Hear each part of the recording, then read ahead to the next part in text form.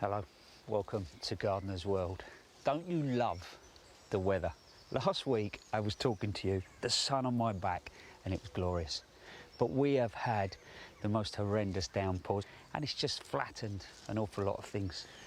This rose, Munstead Wood, has been performing beautifully and the scent is incredible, but that rain has really battered things. So what I'm going to try and do here is just give it a little bit of support. So I'm going to wedge a cane just under that strong stem, and then I'm going to tie it in, and that will just help it through the next few weeks. This time of year is all about going out, deadheading, keeping an eye on things just to get the best out of your garden. It's that morning walk round with a cup of tea is when you see what's been going on overnight. Coming up on today's programme, Nick explores a vast collection of ferns at Kew Gardens to discover more about these mysterious Jurassic plants. This extraordinary Angioteris is one of the plants that was clearly around during the time of the dinosaurs. You can just imagine Triceratops making its way through this mass of huge foliage. Down in Brighton, we catch up with Kate Bradbury in her wildlife-friendly garden and discover her unique recipe for hanging baskets. It's a bit of an experiment. I've got a bit of red clover in the middle, and then tucked into the sides here, I've got bird's foot trefoil, which I'm hoping will just drape down like big curtains. And I will be making a window box with a little bit of a difference.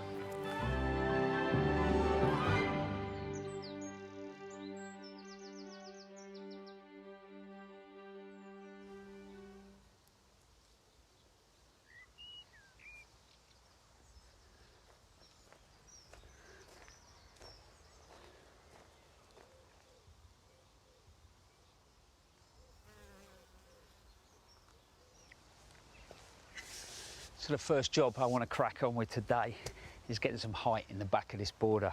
But remember last week I was adding height to a sunny part of the garden. This is a lot more shady.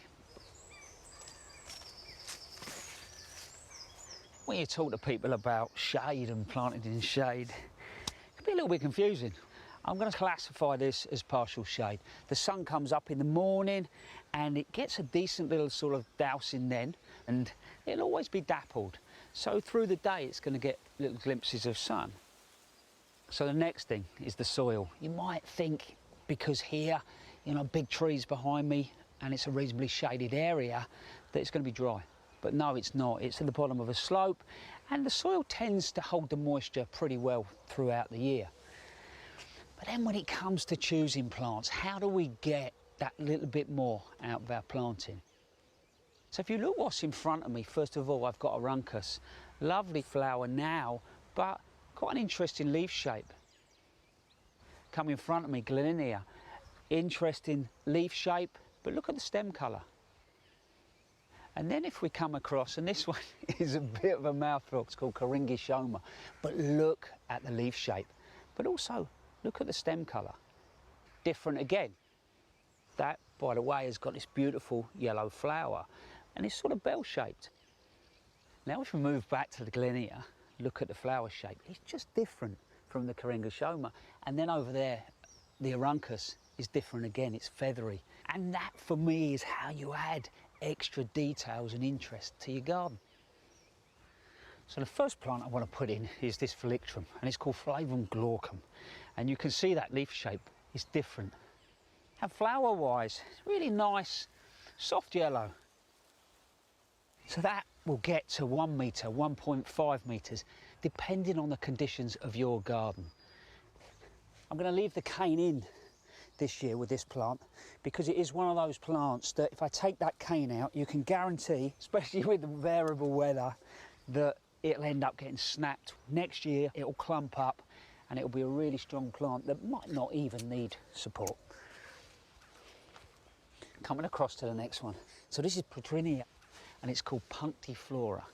It grows to about, again, 1.5 depending on conditions. Lovely yellow head. This will grow quite happy in deeper shade than I've got here. and the same soil conditions.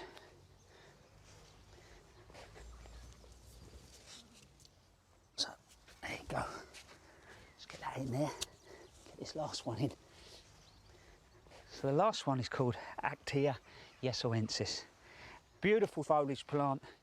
It's a smaller version in a lot of ways of the Aruncus, but that'll give me a nice repeated pattern through the back of the border. Height-wise, going to get up to a good 1.2 metres plus. Flower, lovely sort of white, but it's got a berry that follows on. And I think the last thing with any herbaceous perennial is, how's it going to see the season out? Is it going to sort of die gracefully? Will it hold its form all the way through the winter months? And if it will, and you've got, you know, a smaller garden and you're trying to get that much more out of it, then ask that question. So let's get this last one in the ground. All I've got to do now is give those a really good watering in. That will settle the soil around the roots and they'll be away, and I can enjoy them for the rest of the year. Now we're going to find out a little bit more about a plant that is well and truly happy in shady conditions, and that's ferns. Nick has gone to Kew Gardens to look at their collection.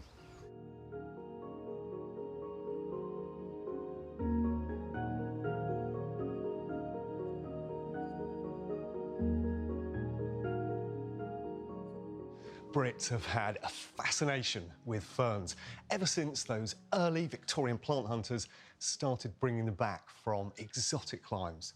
Now this, coupled with the fact that as a nation we started to embrace our own native ferns, led to fern fever.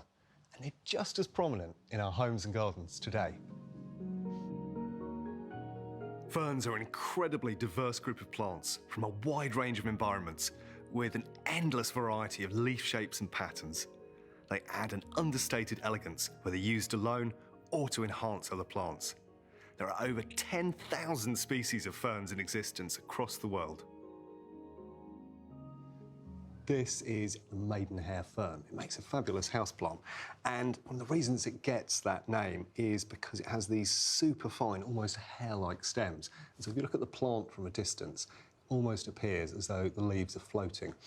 Now, it comes from South America, which means it needs to stay at least +5, which means it's ideal as a houseplant, and it particularly likes to be in quite high humidity, so it'd work well for a bathroom or the like, where it can be in indirect light.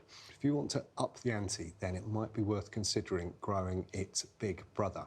And here it is over here. This is Adiantum trapeziforme, and it is about 5 times the size. But what makes it truly special is the new leaves that have this beautiful sort of salmon quality to them as they emerge. Now, it likes similar conditions to its little brother, but you're going to need quite a big bathroom.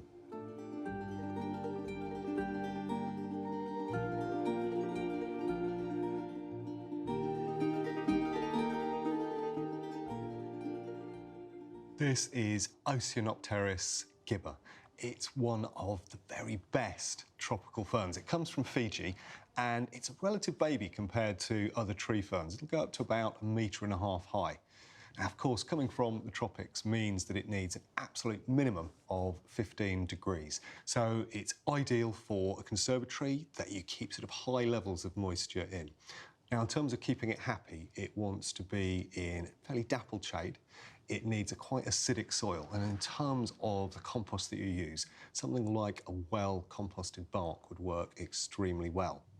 And for me, the thing that makes it really special and really beautiful is these unfurling croziers having this beautiful sort of peach flesh tone to them. What a lovely exotic fern. Bringing newly discovered ferns back to the UK was a delicate and often frustrating task for early plant hunters who couldn't always ensure their survival. The invention of Dr. Ward's ingenious Wardian case was a breakthrough.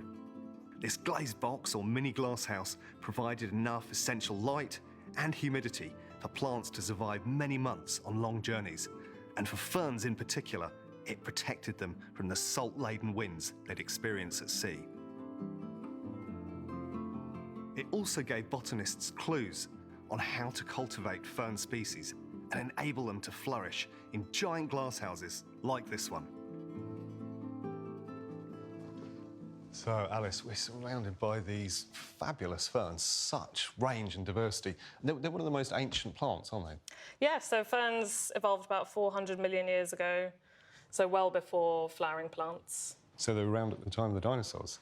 They were around in the time of dinosaurs in some different forms, yeah. Amazing. And just looking at the range here, they do have certain commonalities, don't they? Because, of course, they don't produce a seed. No, so they reproduce from spores on their sori on the underside of the fronds, and the spores come out of there. I mean, this patination is beautiful, but this is literally it getting ready to propagate itself. Yeah. The spores are being produced in these little bodies on the back of the leaf, and they basically float out into the atmosphere. They need to then land in a pretty moist environment, and then they go through the most extraordinary and complex life cycle in order to produce a brand new little baby fern. When it comes to propagating either hardy ferns or the tropical ferns that we grow as houseplants, there's a lot more straightforward techniques that you can use.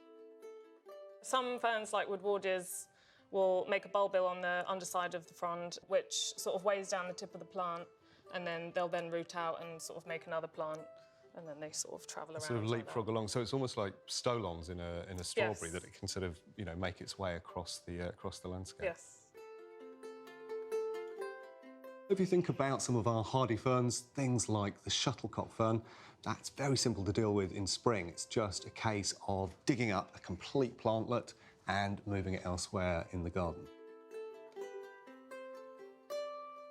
It would be very easy to assume that ferns all come from cool, damp forest situations, but of course their distribution is global. And this, down here, comes from tropical Africa. Now, it's called Pteris dentata, and the reason for its name refers to these particularly dentate or marked leaves, which have got that lovely tooth-like quality to them. Now, for me, what makes it special as a fern is it has this very, very light, limey colour to it, which is a beautiful contrast to other ferns. And an added bonus is it keeps producing leaves all the way through the year, so it's got that lovely freshness. Now, in terms of growing it at home, it's a tropical fern, so it needs to stay +10. You could very happily grow in a cool conservatory, and like most of the ferns, if you missed it once a day, you'll keep it very happy.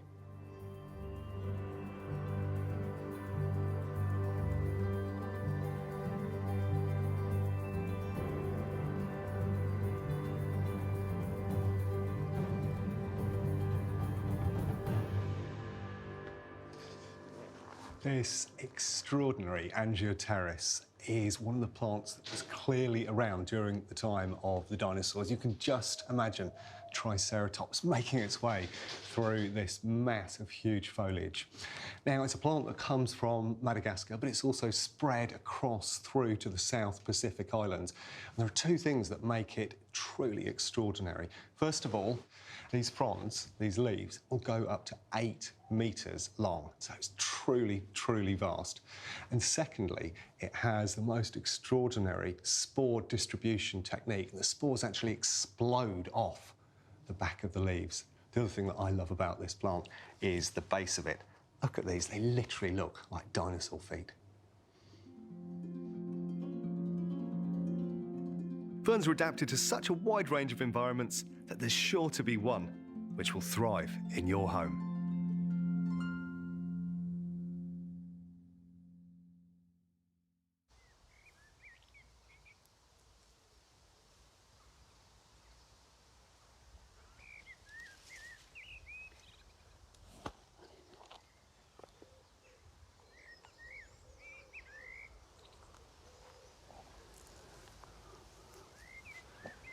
I think what blows my mind about ferns is to think that some of those plants were around when dinosaurs were walking the earth. And I think Nick's right. You'll find one that suits a lovely little shady spot in your garden. What I'm doing here is dealing with what the wind and the rain has done, clearing things up. But I'm just mulching as I go through, and I'm using composted bark. And putting about 40, 50 mil on them, which is just shy of a couple of inches. Because this Polystichum, though it's quite happy in slightly drier conditions, the soil here is not great. So not only will I help keep the weeds down, keep the moisture in, but I'll improve the soil over a period of time. And it's a great time to do it because the ground is wet after a lot of rain. I know that I'm going to actually contain that moisture in the soil.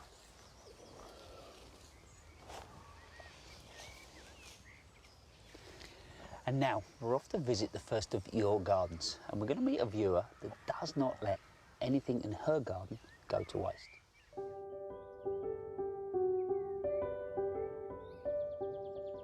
Hello, my name is Aruna and this is my garden in South London, Dulwich.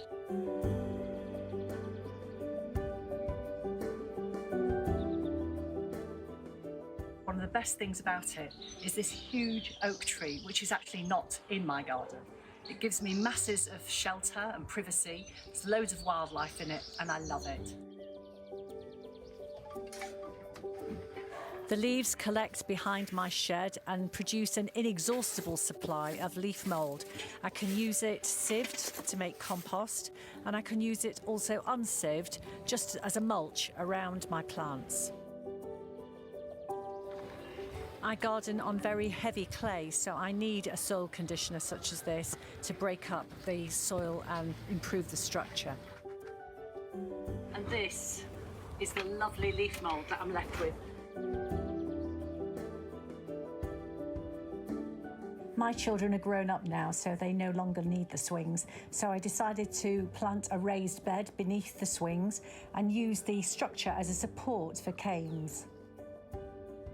This is my front garden, and here I grow chives, different varieties of thyme, Swiss chard, oregano, marjoram, and different varieties of sage, and not forgetting the rosemary. When you pick or rub the plants together, it releases the oils, and the smell is absolutely sensational. During the lockdown, I put a sign up on the fence inviting people to come in and take their own herbs for free. I really hope you liked some of the ideas in my video. Goodbye.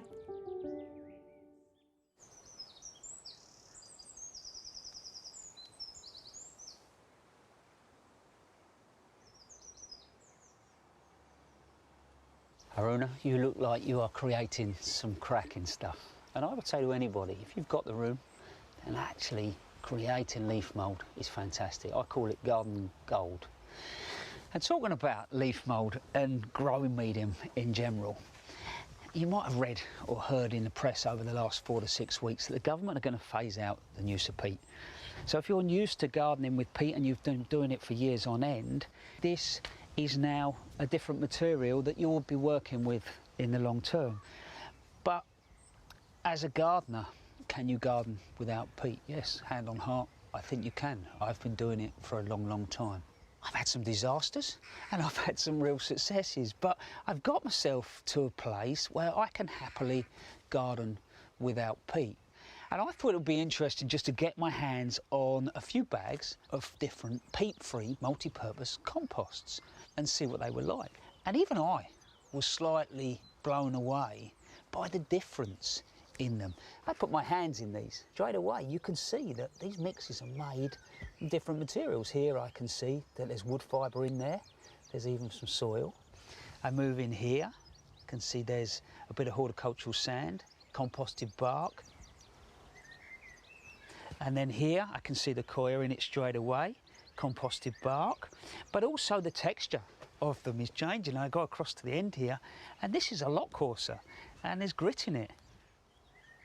But they are all multi-purpose composts, which means that you and me will go into the garden centre and we'll pick up a bag and we'll think that it's going to do every single job. And in reality, it doesn't always.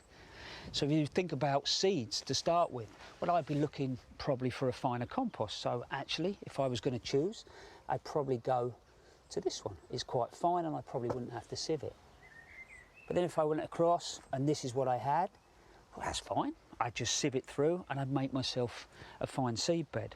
So for me, I use it as the base. That's my starting point. That's the main medium that I use. And then I think about it a bit like baking a cake. I can't bake a cake just with flour, so I have to add other ingredients, and I've got my cupboard full of ingredients, and depending on, you know, the sponge or the chocolate brownie or whatever it is that I want to make, yeah, I do bake a little bit, I'll add to it. So I've got some horticultural sand and then horticultural grit.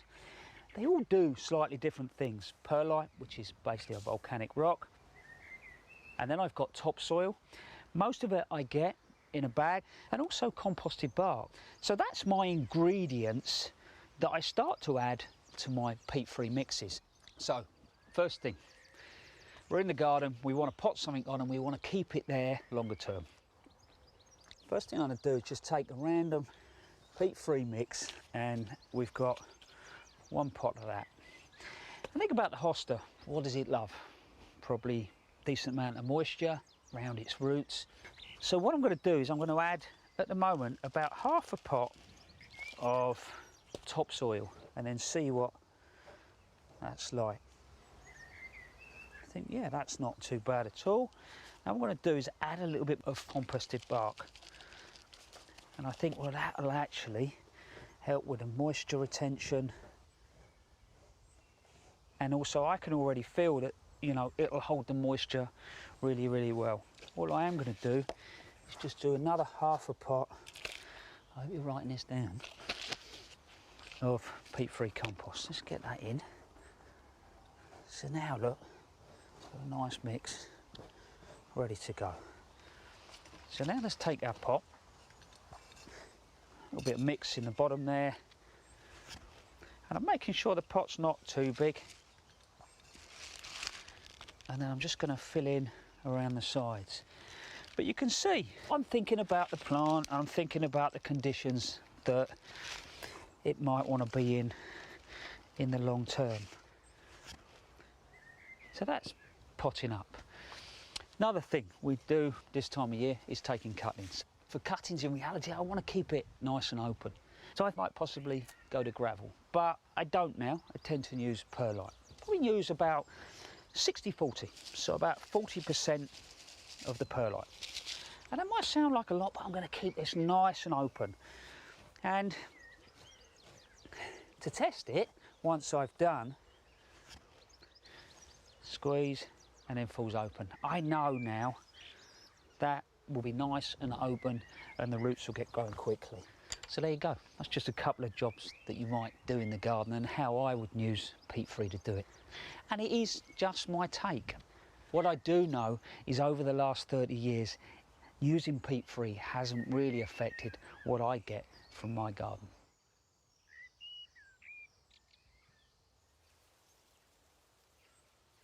And now we're going to catch up with wildlife gardener Kate Bradbury in her own garden, showing us exactly what we can do at this time of year to encourage wildlife.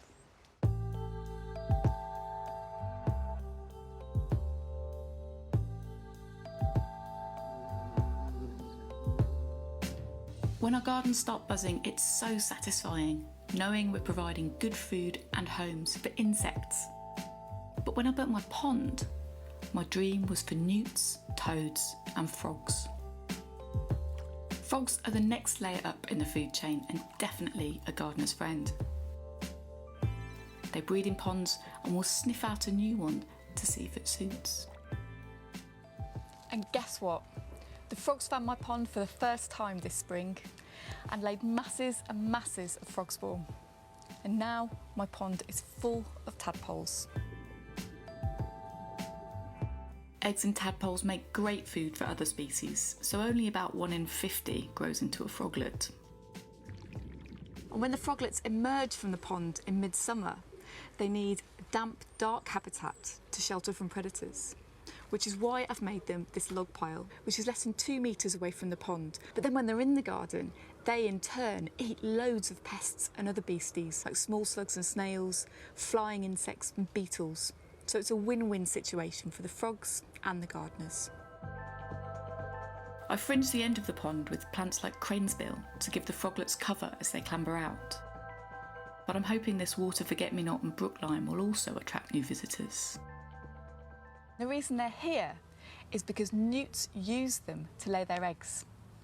Unlike frogs and toads, newts lay eggs individually and they fold them into the leaves of plants like brooklime and water forget-me-not. So I've planted in the hope that I can attract newts to come to the garden. They're not here yet, but just like the frogs, if you build it, they'll come. And when they do come, I'll know they're here because the leaves of these plants will be folded over, each one of them containing a little newt egg. As most amphibians walk into your garden, the more gaps under gates or holes in walls you can give them, the happier they'll be. In a little garden, providing homes and food all year can be a challenge, but there are tricks. This pulmonaria has been feeding bees in the spring, but now it's gone over, and by cutting it back, I can fit in new pollinating plants. So this is poached eggplant. It's an annual with white and yellow flowers, absolutely beloved of solitary bees.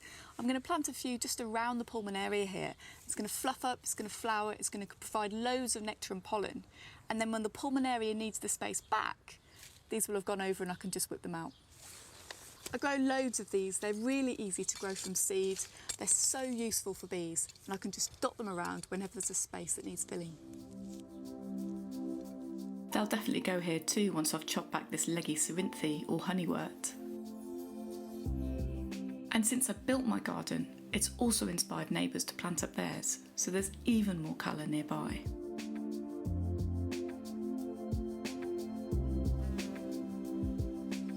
It's really heartening to see all these brilliant bee-friendly flowers in action. As well as making more space for plants, there are ways to provide even more flowers. And this year I'm on a new mission. This is a hanging basket with a twist, because I've made it specifically for wildlife.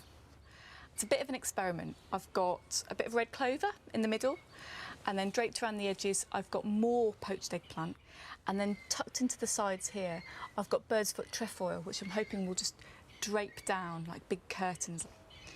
This is just coming into flower now. The poached eggplant here has got loads of buds on it, and it'll probably be in flower for between 4 and 6 weeks. But for the bees that come after, I'm planting up a second hanger basket with smaller plants which will carry the season through and provide bees with a really good source of pollen and nectar until late summer.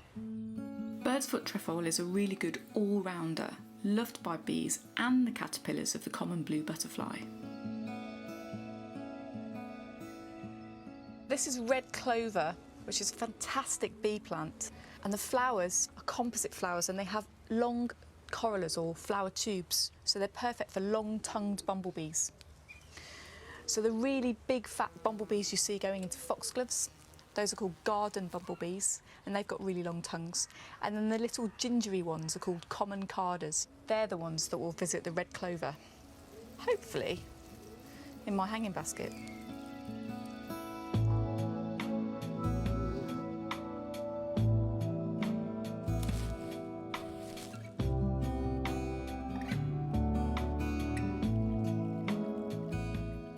And I've put it here because I'm a bit of a bee geek, and it's right next to my bee hotels.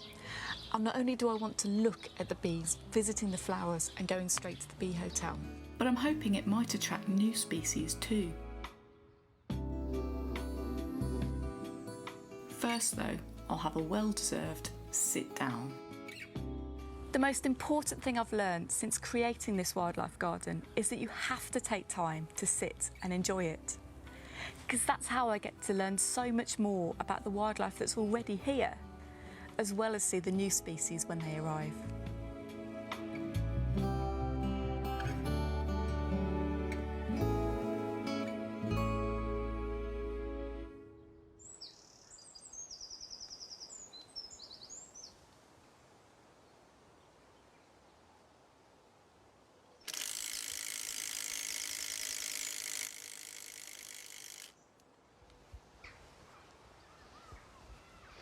Kate, I totally agree with you, and I promise I do actually sit down occasionally and enjoy the garden.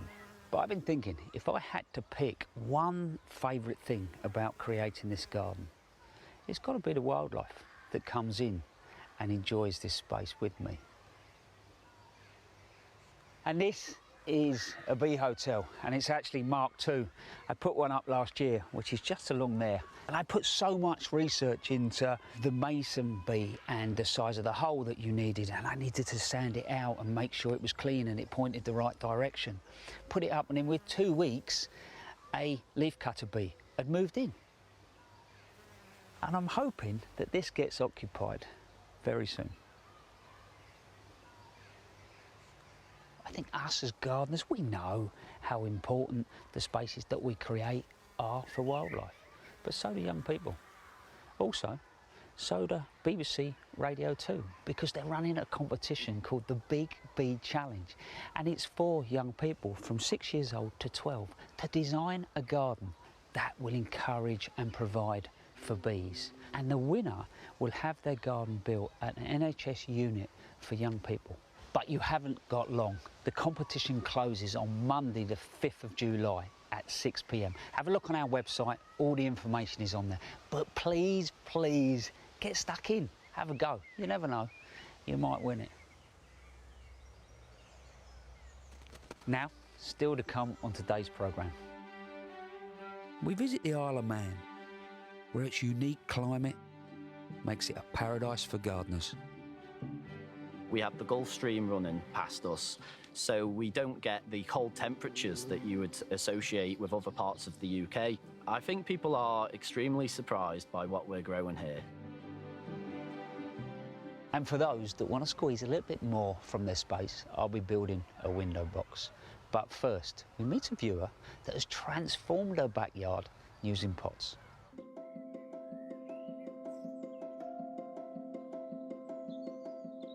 Hello everybody, my name's Julia and I live in Barton under Needwood in Staffordshire. Today I thought I'd show you some of the things I've been doing in my backyard. So up until a few months ago, my backyard was really just all brick and pavers. But what I really want to do is create this almost little Mediterranean pot garden.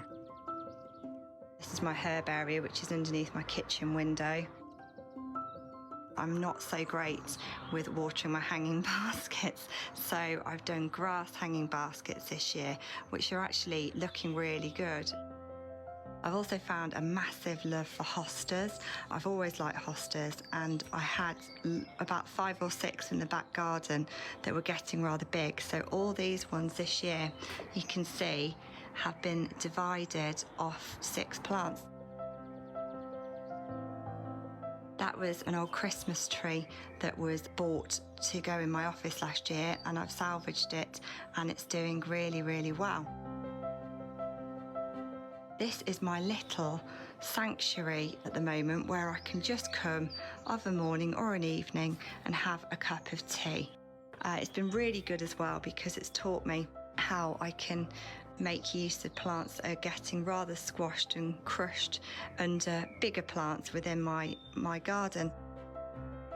So this space that before was really not very interesting is now a real lovely cosy haven.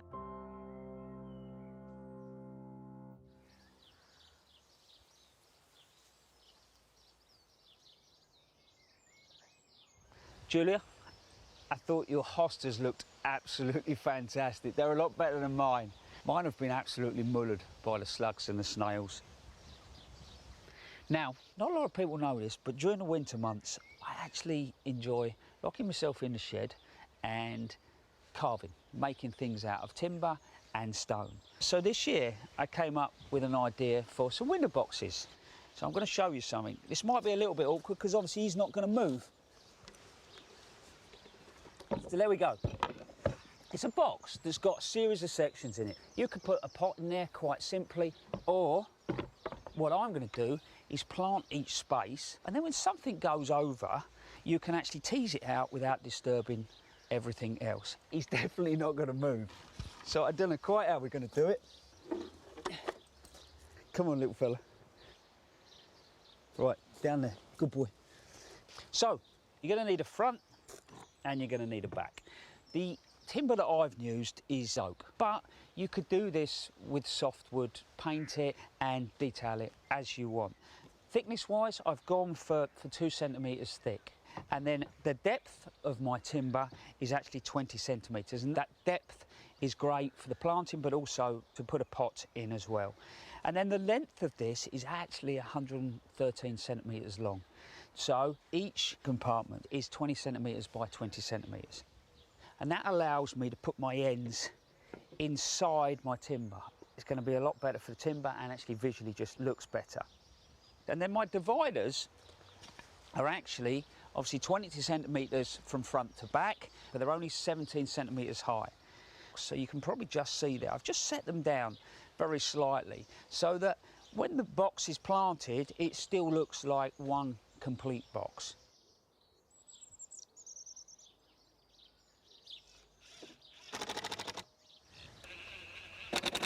So fix at each end just to hold everything in place. Once you've got the sides, the back and the base in place, the whole thing holds together really well. So once I've got my back and my base and my sides on, I can then offer up the front.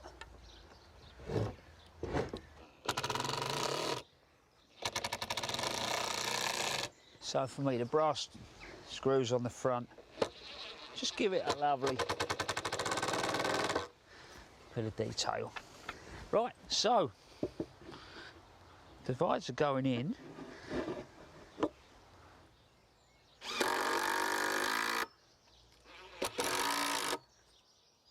So ultimately, the divides have got 4 fixings, 2 front and 2 back.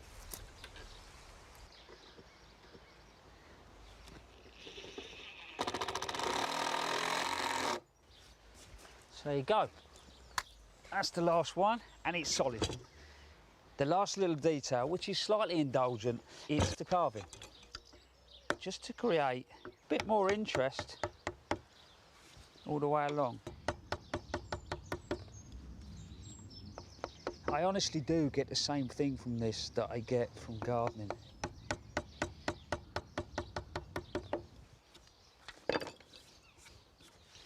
There you go.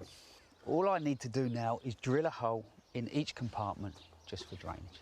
But while I'm doing that, we've got another chance to catch up with Roger Butler from Kent, who does love a hydrangea.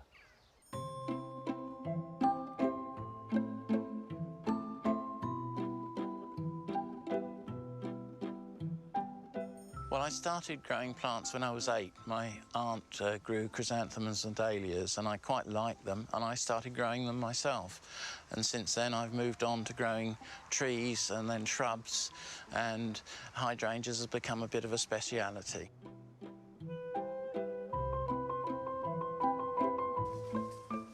The interest in them commercially sort of exploded about 8-10 years ago, and for 5 years we've been expanding our range and growing more and more different types, and I think we've picked a winner.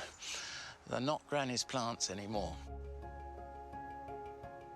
They give such a wide range of colour. You know, they start flowering naturally in the spring, and you've got colour right the way through till the autumn. The bunch of hydrangeas that I've just cut feature some mop heads, which is this type of hydrangea, and 2 lace caps and 1 double-flowered variety. This one here is a mature flower of a variety called Berlin. The next one here is Glam Rock, which was the plant of the year a few years ago. In America, they call it pistachio, which I think is quite appropriate. I've got a small petalled variety, which is Aisha, again a mop head. This is Rottelkirchen, a German variety, lace cap, very nice, reliable, quite easy grower. In England, lace caps sell better than mop heads, and on the continent, they struggle to sell the lace caps, and everyone wants a mop head. But I like them all. I'm sorry. You're going to struggle to pin me down to one variety.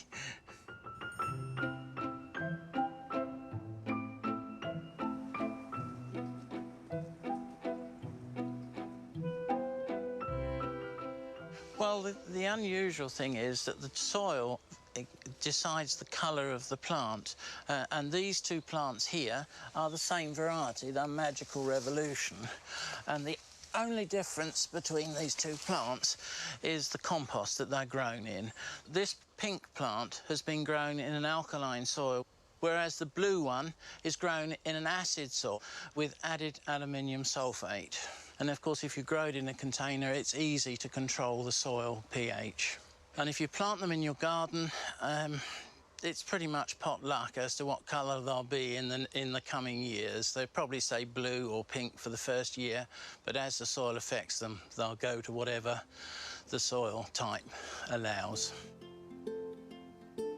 Your best bet, if you want a hydrangea that stays the same colour, is to plant a white one, because the acidity or alkalinity of the soil doesn't affect the colour.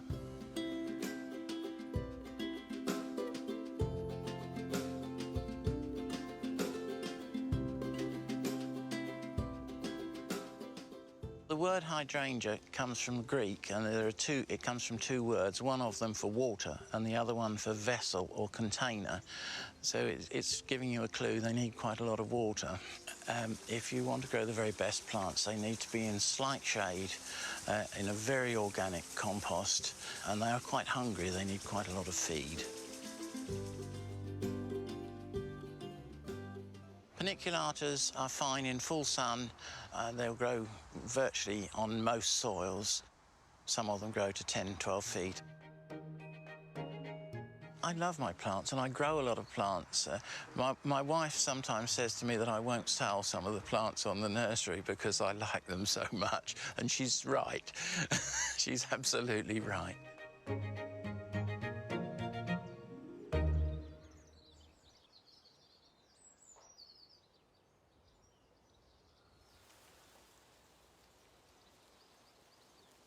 Roger, I agree with you. They're not a granny's plant anymore. I'm partly saying that because I absolutely love them and I can't stop buying them. So, we're in the box. I've gone back to the box that I made earlier.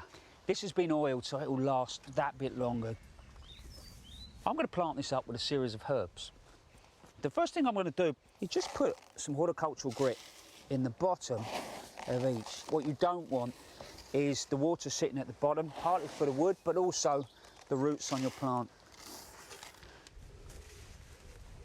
And then I've done a really sort of good gritty mix. So most of these herbs like well-drained conditions. There's probably about 40% grit and the rest is a peat-free compost.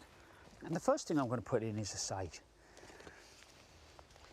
Obviously, because I've got the compartments, I'm always going to contain the roots, which means it'll contain the size of the plants. But they'll last quite a long time in here. And when I feel they're starting to get really contained within this confined area, what I will do is I'll start feeding it. So I will liquid feed this probably twice a year. The next one I'm going to put in is the marjoram. And I know they're just simple little herb mix, but what I'm trying to do is just vary those foliage again. And the next one's rosemary. And this will be a plant that you'll read the label and think it's too big for this space, but it won't be. You can start to see the whole thing coming together.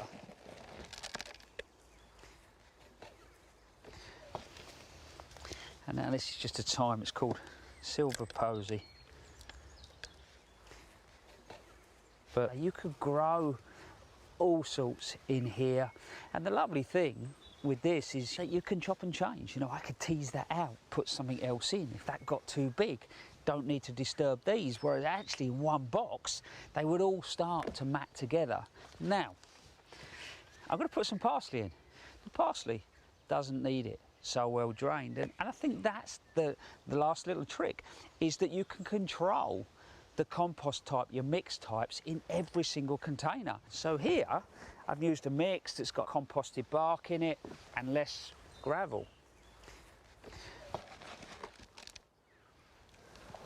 And there you go, that's the last little one going in there.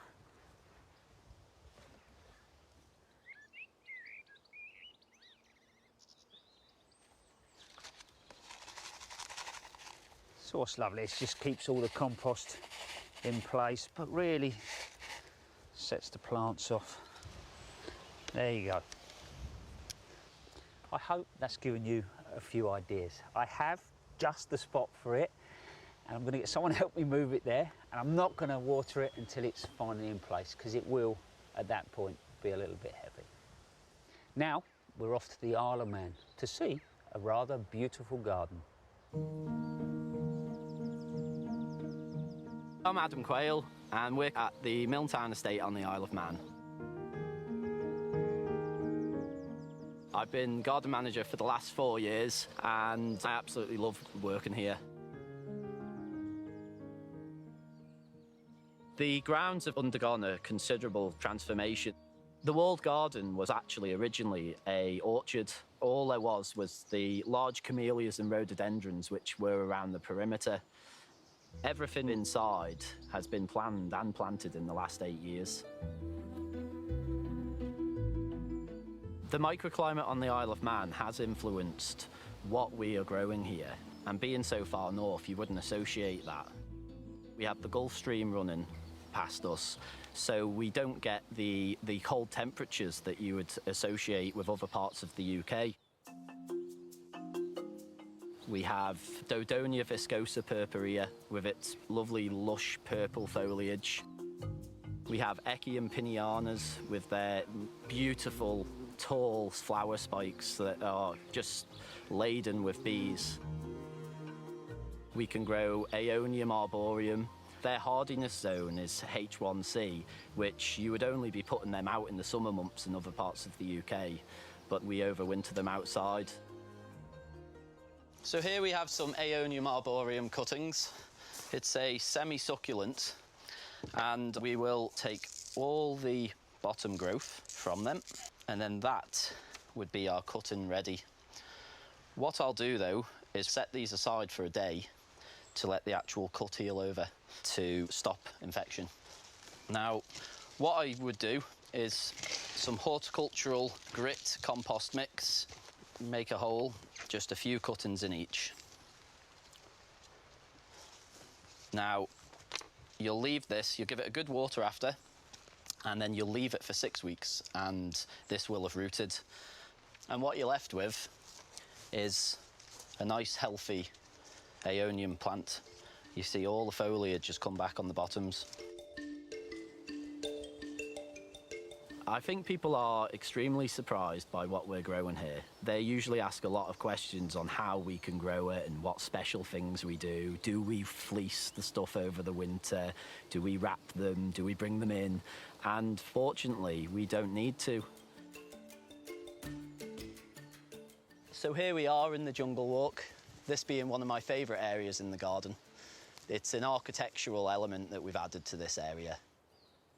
We've planted Dicksonia antarctica with its bare stems and its beautiful lime green foliage. And then we've underplanted the entire area with dominating leaf forms such as Astelia silver shadow. We've got Libertia and various forms of Pulmonaria. Another unusual tender plant that we have is Geranium ruteri. It was Geranium canariense due to the fact that it comes from the Canaries, and that grows prolifically on the Isle of Man, but particularly in these gardens.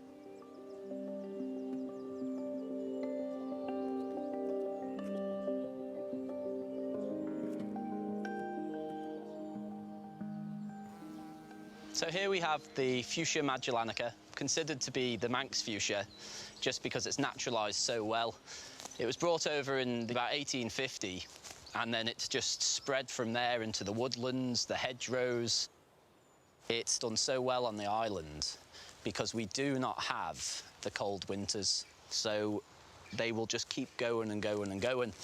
And we have some 12 to 15 feet specimens. Say you've got a large fuchsia in your back garden and you're unsure what to do with it. You can elevate the whole lot and you'll be able to underplant then. So if you want to plant shade-loving plants, then you can do so, and it's making an area more accessible. So what I'll be doing is pruning off all the lower growth and lifting the canopy. And you continue that up until you're happy with the elevation on the plant. I particularly like the fact that you can see the stems. It gives you an architectural element. My ambitions for Milntown is that we create this place of beauty, to put something in place that, you know, future generations can come to appreciate. Wow, they're foxes. Are we going to do some weeding? I have 3 small children. My young girl, Evie, she's only 2.5, and she comes out and she helps me weed, and she loves getting her hands dirty.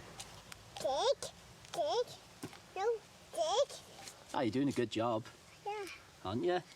Yes. Yeah. Dig.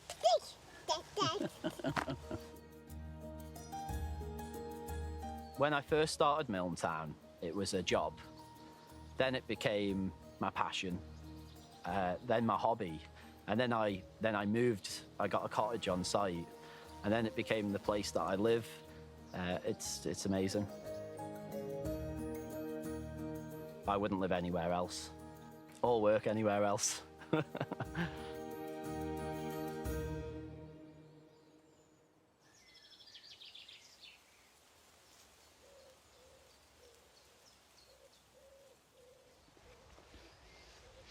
Now that is a garden that I need to pay a visit to.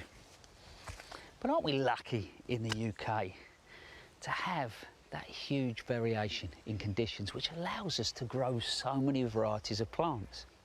Last year I took a bit of a gamble and planted some ginger in the garden, mulched it and crossed my fingers. And I thought because of the winter we'd had, I'd lost it. And one morning I came out with a cup of tea and I saw it. And this ginger was coming out and I gave it a little jump. So what I've got is I've got 1, 2, 3 clumps and I've got some more over there. So I'll add this one just to keep that rhythm going.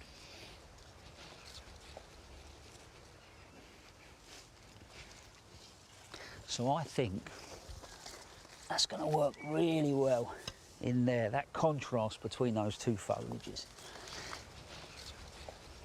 And again, if you didn't want to plant something like this in your garden, it works well in a pot for a bit of late colour. And I'd love to tell you the variety of my gingers, but I lost the labels. If you want to do something like this and put it in the garden, just check out how hardy it is, because some are a lot hardier than others. So there you go. I'll just give that a really good watering in, but you can see as that grows and fills this space, the contrast between those 2 leaves is going to be fantastic. And even looking back towards you with a little quaking grass, that as a combination, I think it's going to work really well.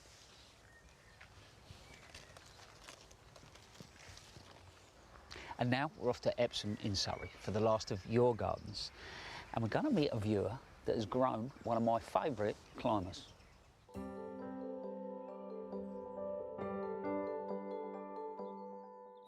Hi, I'm Jane and this is my garden. I'd like to show you my wisteria. It's a white wisteria, probably a floribunda, and it starts here and it goes all the way around the house and half the garden.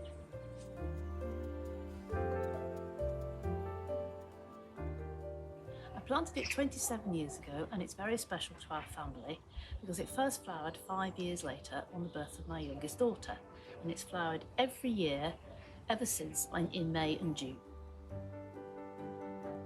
This is the sheer weight of the white wall, full of bees buzzing around. There must be about 100 bees or so in there at the moment.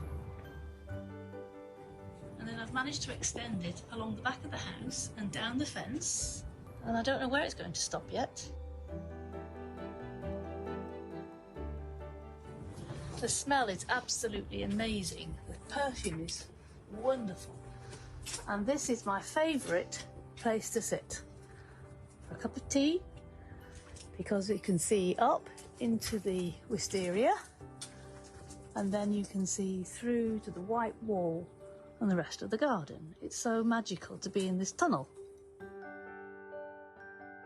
Thank you for watching and I hope you've enjoyed it, and goodbye.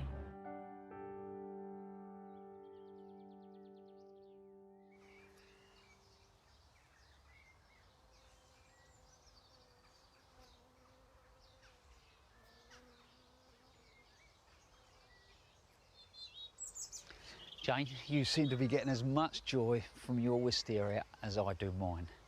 But I would say yours really is a cracker. Mine's gone over now, but as that goes, something else arrives.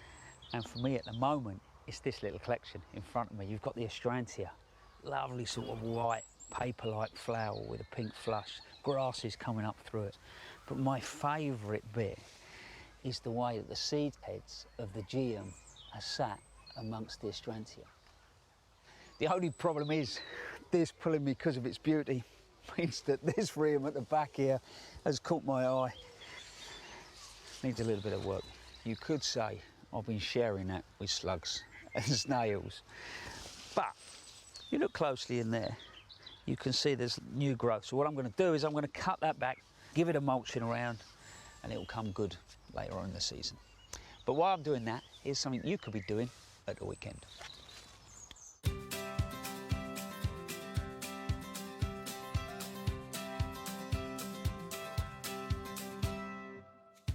Hardy geraniums like Geranium phaeum can look a little bit untidy after they've finished flowering, like this one that has flopped over the path. But if you chop them hard back right down to the ground, they'll put on a new flush of growth in a matter of weeks.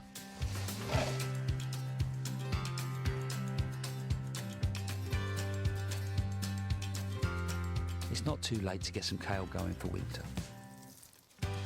I like to start mine off in a tray of compost which I water beforehand. Sprinkle the seed over the top and lightly cover with a fine layer of compost. Germination will only take a few days and there's no need to provide any heat.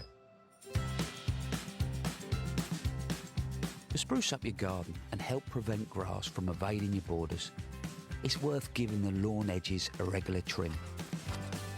I use a pair of long-handled shears for the job, but garden shears would work just as well.